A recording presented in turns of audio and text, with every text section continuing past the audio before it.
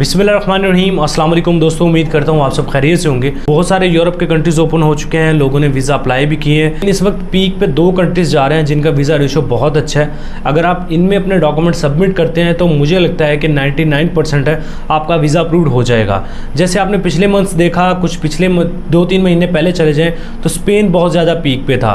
ऐसे लोगों के वीज़े अप्रूव हुए जिन्होंने बिल्कुल मतलब जिनकी प्रोफाइल नॉर्मल थी और उन्होंने अपने जहन में सोचा था कि यार वीज़ा रिजेक्ट हो जाएगा। स्पेन ने उनका भी वीज़ा अप्रूव किया। उसकी रीज़न क्या थी कि उसमें ये था कि देखिए जैसे ही कोई कंट्री ओपन होता है वो कोशिश करता है जितना ज़्यादा वीज़ा दिया जाए ताकि ज़्यादा से ज़्यादा टूरिस्ट आएँ और उनकी इकॉनमी को बूस्ट मिले। इसी तरह जो शेंजन के 28 ममालिक हैं उनमें 2 कंट्रीज़ हैं, एक हंगरी और फ्रांस। ये दोनों का वीज़ा रेशो बहुत अच्छा चल रहा है। मेरी रिसर्च के मुताबिक वीज़ा रेशो इनका इस तरह अच्छा चल रहा है कि हंगरी तो रिसेंटली ओपन हुआ है और फ्रांस भी अपने ज़्यादा से ज़्यादा टूरिस्ट को बुला के इकोनॉमी को बूस्ट देना चाह रहा है आफ्टर कोविड। और एक और चीज़ याद रखिएगा कि किसी कंसल्टेंट, किसी एजेंट या आपके हाथ में भी नहीं होता कि वीज़ा पक्का आपको मिल जाएगा। आपने सिर्फ एक रिस्क लेना होता है। भाई रिस्क है तो सक्सेस है, तो आपने एक रिस्क लेना होता है कि यार शायद वीज़ा लग जाए। और अगर आपने ये जहन में सोचा हो कि यार मेरा तो होने रिजेक्ट है, तो हो सकता है आप वो बंदे हो जिसका वीज़ा अप्रूव्ड होना है। तो इसलिए रिस्क लेना ज़रूरी है अगर आप कामयाबी की तरफ जाना चाहते हैं। मैं आपको बता चुका हूँ कंट्रीज़ तो बहुत ज़्यादा ओपन है, जैसे Denmark, Iceland, Hungary, Sweden, Switzerland और बहुत सारे कंट्रीज़ हैं जिनके एम्बेसीज ओपन है। बेल्जियम की एम्बेसी ओपन है। तो इस तरह बहुत सारे कंट्रीज़ हैं, लेकिन फ़िलहाल वीज़ा रेशो जो है वो सिर्फ हंगरी और फ्रांस का अच्छा जा रहा है। देखो यार, मैंने बहुत सारे ऐसे दोस्त भी देखे हैं जिनके documents A to Z full complete और 100% सेटिस्फाइड थे, लेकिन उनका भी वीज़ा रिजेक्ट हुआ है। और मैंने ऐसे केसेस भी देखे हैं जिनका वीज़ा प्रोफाइल बिल्कुल नॉर्मल थी और उनको वीज़ा मिला है। ठीक है, तो ये आपकी किस्मत पे भी डिपेंड करता है और आपके ट्रैवल प्लान पे भी डिपेंड करता है, आपकी मेंटालिटी पे भी डिपेंड करता है कि आपने डॉक्यूमेंट्स कितना जहन लगा के बनाए हैं और कितनी उसमें आपने प्लानिंग की है। मतलब डॉक्यूमेंट्स को बना लेना काफ़ी नहीं होता, डॉक्यूमेंट्स को प्लानिंग के साथ बनाना ताकि एम्बेसडर सेटिस्फाइड हो जाए, ये कमाल होता है। आपको जल्दी से डॉक्यूमेंट्स की लिस्ट बता देता हूँ। डॉक्यूमेंट्स आपने कैसे कहाँ से बनवाने हैं, इसके अलावा अपॉइंटमेंट कैसे लेनी है, ये सारी चीज़ें मैं आपको बता देता हूँ हंगरी और फ्रांस के लिए। डॉक्यूमेंट्स यार देखो, मैं आपको यहाँ पे एक लिस्ट नज़र आ रही है आपकी स्क्रीन पे चलते हुए, ये सारे डॉक्यूमेंट्स आपने बनाने हैं। अब ये डॉक्यूमेंट्स की लिस्ट आपकी स्क्रीन पे चल रही है, इसका आप स्क्रीनशॉट ले लें, आप इनको लिख लें, ये आपके ऊपर डिपेंड करता है। अब ये डॉक्यूमेंट्स एक एक करके बनाने कैसे हैं, इसकी पूरी डिटेल मैंने एक वीडियो में बताई है ताकि आपको समझ आ जाए कि कौन सा डॉक्यूमेंट्स कहाँ से बनवाना है।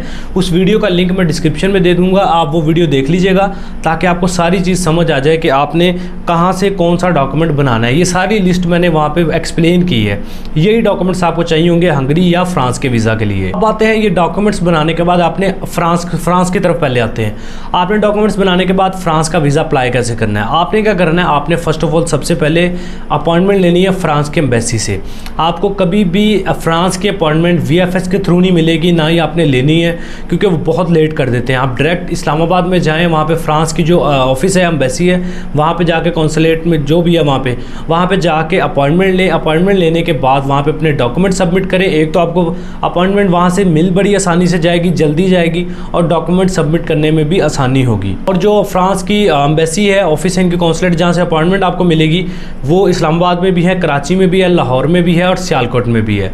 ये चारों जो सिटीज़ हैं, इनमें आप किसी भी सिटी में जाके अपॉइंटमेंट ले सकते हैं जो भी आपको नियर मिलता है। अच्छा, अब आते हैं हंगरी की अपॉइंटमेंट पे।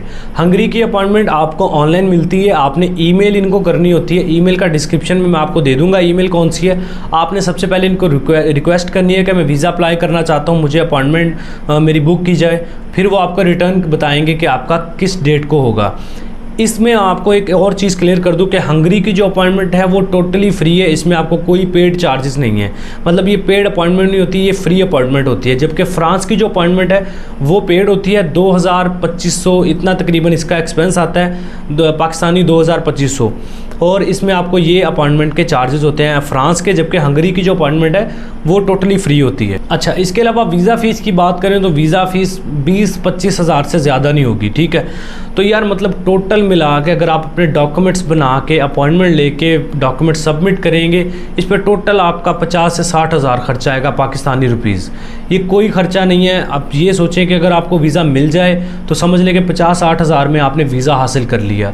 वही अगर आप एजेंटों के पास जाएंगे, एजेंट भी यही काम करते हैं। एजेंटों ने आपके डॉक्यूमेंट्स आपसे ही पैसे लेने हैं, उसकी स्टेटमेंट बनानी है आपकी, और फिर उसी पैसों के बिहाफ पे आपका वीज़ा अप्लाई करना है। आ गया तो आपको दे देना है, ना आया तो उन्होंने कह देना जी आपका वीज़ा रिजेक्ट हो गया है, और फिर 5 लाख दिया तो 3 लाख वापस कर देंगे, 2 लाख वो आपका खा भी जाएंगे। तो इसलिए बेहतर ये है कि आप खुद अप्लाई कर ले। यही प्रोसेस से हर बंदा, चाहे वो चीफ मिनिस्टर हो, प्राइम मिनिस्टर, दुनिया का कोई भी बंदा है, वो वीज़ा हमेशा एम्बेसी से लेता है और इसी तरीके से लेता है। कभी भी किसी भी बंदे के पास दराज में वीज़ा नहीं पड़े होते कि वो वहाँ से निकालेगा, आपको कहेगा ये ले इतने पैसे दे दें और वीज़ा दे देगा। ऐसा कभी नहीं होता। आपको हमेशा एम्बेसी से वीज़ा मिलता है, इस बात को जहन नशीन कर लें।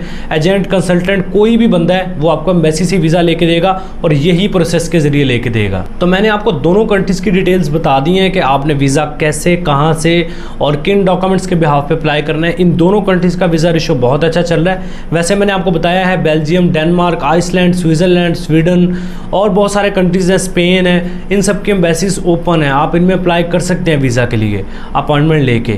लेकिन इस वक्त जो अपॉइंटमेंट्स भी जल्दी मिल रही हैं और वीज़ा रेशो भी अच्छा आ रहा है वो फ्रांस और हंगरी का ही है। कि जॉब्स की बात करें तो हंगरी में आपको बहुत ज़्यादा जॉब्स तो देखने को नहीं मिलेंगी, लेकिन आप जाएंगे तो जॉब बड़ी आसानी से मिल जाएगी, लेकिन सैलरी आपकी दूसरे यूरोपियन कंट्रीज़, दूसरे शेंजन कंट्रीज़ जैसे स्पेन, जर्मनी वगैरह की निस्बत आपको बहुत कम सैलरी मिलेगी।